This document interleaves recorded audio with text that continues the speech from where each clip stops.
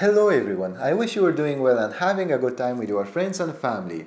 If you don't know me, my name is Heraklion Castello and you can call me AK.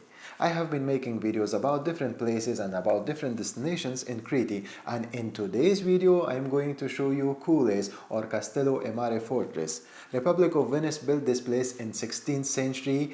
This was the first entrance and the first port of Heraklion city. I'm not going to be talking a lot, let's jump to the drone footage.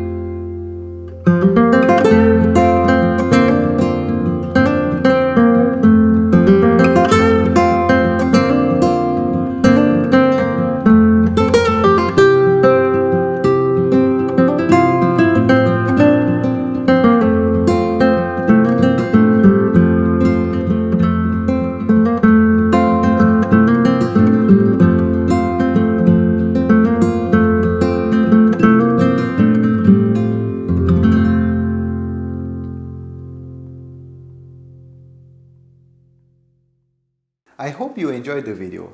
If you did, hit that like button and subscribe to my channel to watch videos like this more and more. Until the next video, peace.